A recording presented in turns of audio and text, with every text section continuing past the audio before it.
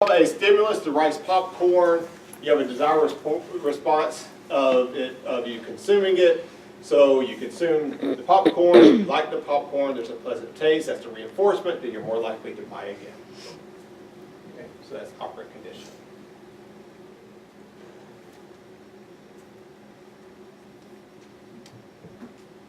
So here's another example of how we use operant conditioning, how it can shape behavior. Please, if somebody sends you a free sample of like popcorn in the mail, I don't think I would eat it, but that's what the example is. So you get a free sample of rice popcorn that's sent to your home. So you try it, you like it, so you purchase a second package using the discount coupon code that accompanied the free sample. You try it and like it again, you're more likely to purchase at full price. That's why these people at Wegmans, when they give you something to try, when you're walking down the aisle, they should always hand you a coupon because that is another risk reduction. Right? We're reducing risk. I tried it the first time, it's free, no risk there, right? I like it, I might want to buy it over something else that I purchase normally, but I'm not sure, if I'll continue to like it, if it's a one-time thing, so I think about, they give me a coupon, I'm going to save a little money, so then I'll go purchase it. If you like it again when you get home, you're more likely to re-buy it again. It's positive confirmation throughout. Yes? I have a question that you might know the answer to. I know the answer to all, yes.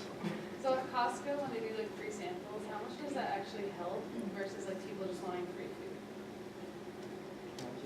Read that. One study found 84% of consumers given a free sample of chocolate while shopping in a candy store made a purchase, contrast that 59% of consumers made a purchase with when a free sample was not provided. So a lot. Yeah. Yeah, operant conditioning works really, really well, especially when you tag it on with another reward like a coupon code. That's why there's so many people that are doing it, right? I mean, that's honestly, it's one of the best ways. But the thing is, you got to learn about operant conditioning. It can't be something that you are a brand that you are a constant repeat purchaser on and you actually care a lot about. So a lot of times we won't buy different toothpaste or something like that, right? It's just like we know the brands we like, so it doesn't work as well. Our ketchup's another big one. But things like cheese, maybe. You might break in with that.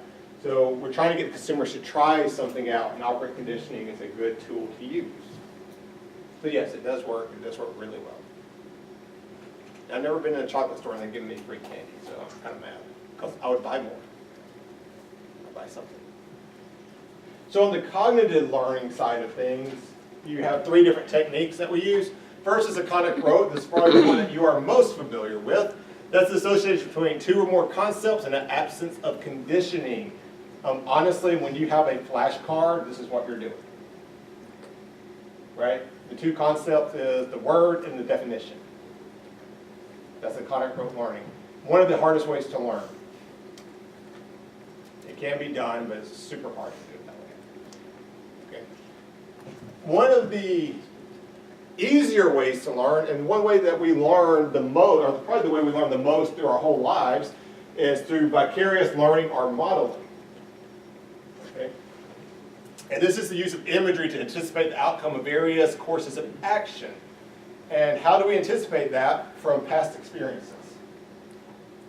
So we talked about in class, like the first time you maybe went into like a Chipotle or somewhere like that, how you was like, okay, I don't really understand what they're doing here. So you thought back to what it was like, and you saw people doing, it's like, okay, standing in line in a cafeteria, kind of similar. And so you did that to understand basically how to move through the process. You were doing vicarious learning. If you were watching people go through it, you were modeling behavior. Right? If you remember back when we were talking about cognitive development of children, modeling was one of the largest ways that they learn, especially early in life. Modeling what you do and your behavior. And the last one is analytical reasoning.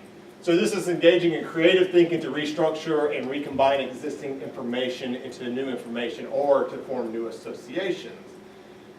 When I try to get you to answer questions in class and talk about your experiences, I'm trying to get you to then engage in analytical reasoning. Take associations you haven't thought about before, right? A shopping experience you had, and then connect it to the concept we're talking about in class. If you take that and combine it with the iconic rote learning you're probably going to do when you're studying, It creates multiple pathways to get at information. So it's easier to learn and store things in long-term memory. Multiple pathways means easier retrieval. So when you actually see it on the test, you're like, oh yeah, I remember it. Instead of being like, oh, I remember this word, but I don't quite remember the definition of it, right? And so you narrow it down to 2 that you think it's right, and then it's a 50-50 shot and you're guessing.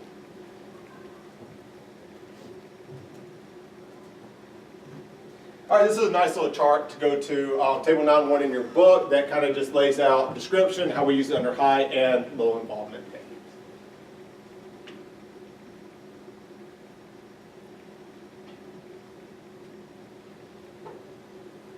So we hope consumers can learn. We hope that they can retrieve information, but just sometimes we forget, okay? And forgetting has 2 main kind of categories that we talk about. The first one is extinction. Okay, so that's when the desired response decays or dies out over time if it's not reinforced. I was just talking to one of my past students today. She's taking the GMAT. So if any of you want to go to grad school, you might take the GMAT one day. The GMAT actually has like basic college and I'll say like maybe advanced high school algebra. How many of you feel confident you can sit down and do that right now pretty well? Yeah, a few of you. But most of us think, I need to relearn that. Or at least, like, re-engage my brain to think and remember the concepts, right? Like, probably after like a study session or 2, you'll be like, okay, yeah, I remember how to go through this. I remember the processes, right? Or your formulas and like trig and stuff that you probably haven't used in forever. So a lot of this is like deeply buried in our long-term memory, because we don't have the repetition in it. We can't just bring it up and remember it. That's why when you leave your classes, you forget stuff so fast, except for some key things that you're taught in like every marketing class, right? Like segmentation. Segmentation is taught in almost every single marketing class, right? What is, segmenting, targeting, positioning. But all the other stuff, you're like, oh, I don't remember taught that, even though you might have been taught it twice or 3 times, right? So like a lot of stuff in this class, if you don't have a connection to see how you're going to use it in your job or how it might benefit you, you're going to get out of the class and you're going to be like, okay, I'm done. And it's going to be extinct pretty fast because you're just not going to see it again. Or until you're in your job and then you have to use it. You might be like, oh, I'm learning for the first time. And you come back and talk to me and like, we went over that in class. And you just forgot it because it was 3 years later, 4 years later, right? You haven't used it since then. And so extinction does happen. And so we need to try to find ways to delay extinction, okay? And that's just trying to reinforce behavior. Okay? Get them to keep trying stuff. If people are repeat purchasing your product and they don't buy after a while, send them reminder emails. Right? Send them free samples again. Send them coupons. The idea is to try to get them to remember you're there and to use your product and remember they like it for your service. The other one that's actually more common and one that you worry about in school a lot more is retrieval failure. So this is stuff that's in long-term memory, but it's hard to retrieve it. Okay? And that's just because there's not enough associations in your brain to put it together. Usually. You have one direct pathway into, this is what classical conditioning means, or operant conditioning, right? And so for operant conditioning, we went over basically what the definition was, but also gave you an example of training a dog. I tried to come up with 2 different pathways for you just in that one, span of 1 minute that we went over the definition of that. And so hopefully when you see it, you see operant conditioning, oh crap, I don't remember that technical definition from studying, but I remember a dog and a tree. And so I'm trying to create more pathways for you, that way you don't have retrieval failure. And so trying to create as many pathways and strong connections as you can to your material you're studying will actually help. And so how can we, let's look at extinction real quick. Can you name the last, some of these are going to be easy actually, I think. Can you name the Super Bowl loser from 2 years ago? 2 Super Bowls ago.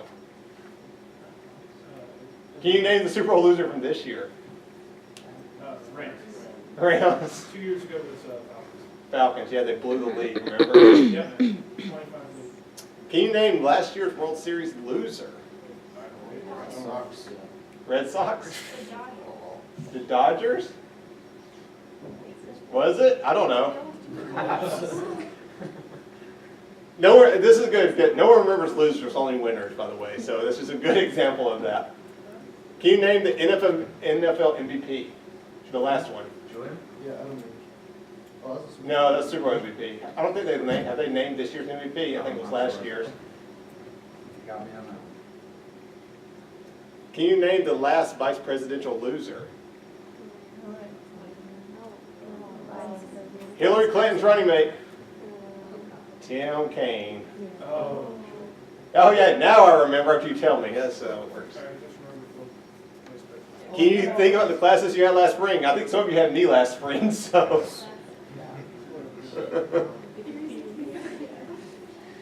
Oh, can you remember this curve? I'm just kidding, okay. But you see, like, some of the stuff that you think, should be easy to remember. I mean, fairly easy. Who lost the Super Bowl 2 years ago? I mean, most of us probably, at least, were somewhat aware of the Super Bowl 2 years ago. And you can't remember. I couldn't recall the rounds just then, to be honest, from this past year. And that was literally this month.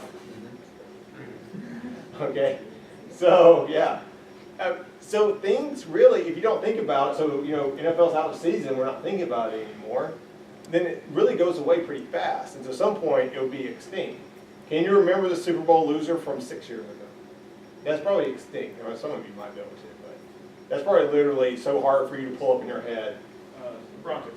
I have no idea. So I'm going to say you're right because I trust your Seattle judgment. destroyed the Broncos 2014. Well, it was the 2013 season, so. Yeah. So we need to understand how can we stop people from forgetting things. And so this is an ad of an example of what advertisements can do. Okay. So this will say what happens when you have aided recall versus unaided recall. Okay. Aided recall means they show an ad. All right. And so how many weeks it goes? So the recall percentage. Okay. So without an ad to come in and buffer this, aided recall is, or when the ad comes in, aided recall is higher. When it doesn't come in, unaided recall is lower. So that leads us to how can we then strengthen learning?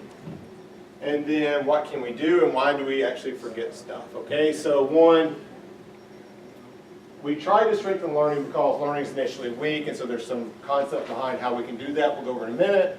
One reason you forget is from memory interference. So this is when there's competing brands that may cause interference.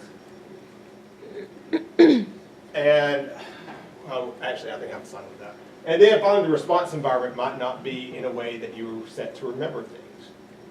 And so the response environment could be that it's too hot or too cold where you are. It could be people talking around you. It could be that you're not paying attention to TV. It could be playing games, looking at your phone. There's a lot of things in the environment that might make learning hard. Okay. All right. So how can we then strengthen initial learning? This is what I wanted to get to. So there's 6 factors. One, how important it is to you.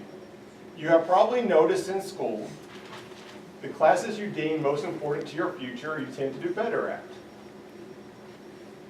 I mean, of course, you probably try a little bit harder, but you're more interested in it. I hope you pick things you're interested in to go into for a career. But if you're more interested in something, if it's more important to you, you're going to remember it.